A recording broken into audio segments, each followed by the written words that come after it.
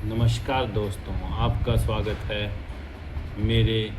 YouTube channel में। तो दोस्तों, आज हम बात करेंगे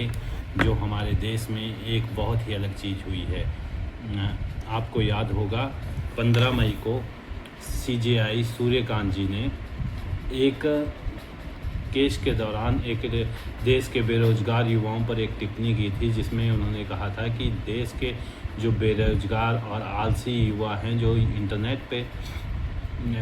अपना पूरा दिन वेस्ट करते रहते हैं, वो एक कॉकरोच की तरह है और उन्हें परजीवी कहा गया है,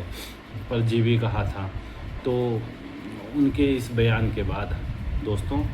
जैसा कि आपको पता है कि हमारे देश में बहुत से लोग इस ताक में रहते हैं कि हमारे देश के जो पावरफुल पोजीशन पे बैठे हुए लोग हैं, उनके मुंह से कुछ भी बात निकलती है तो उस बात को वो पकड़ लेते हैं और नए तरीके से, व्यंग्यात्मक तरीके से उसकी आलोचना करते हैं। तो इसी में आज एक कड़ी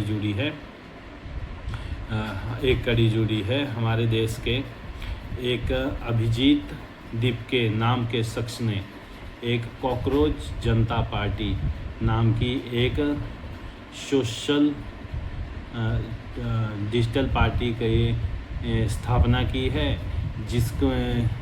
जिसमें उन्होंने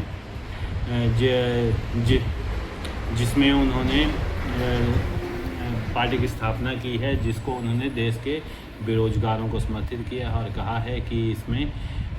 इस पार्टी में जुड़ने की जो मुख्य योग्यता है वो है कि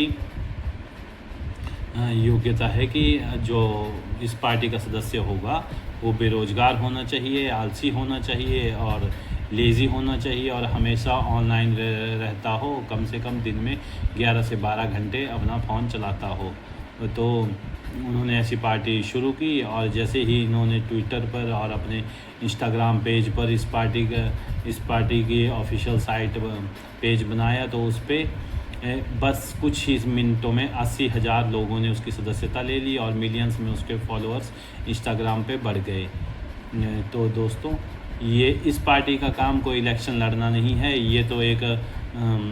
ऑनलाइन प्लेटफॉर्म है जो सरकार की आलोचना करेगा, व्यंग्यात्मक तरीके से सरकार की तीखी आलोचना करेगा और देश के सभी मुद्दों, सेकुलर, सोशल और डेमोक्रेटिक मुद्दों पर अपनी बात रखेगा।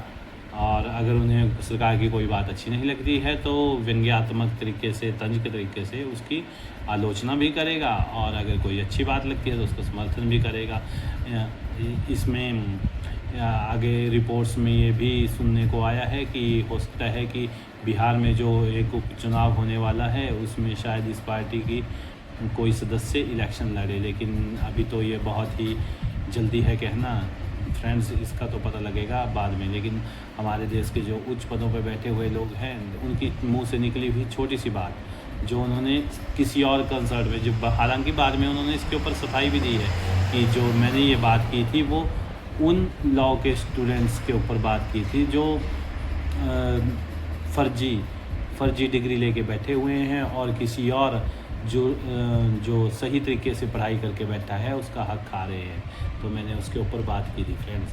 लेकिन आपको पता है कि इसका क्या आगे अर्थ निकला है। तो ये कुछ नई बात हुई है हमारे देश में। चलो फ्रेंड्स, ऐसी ही अगर आपको मेरी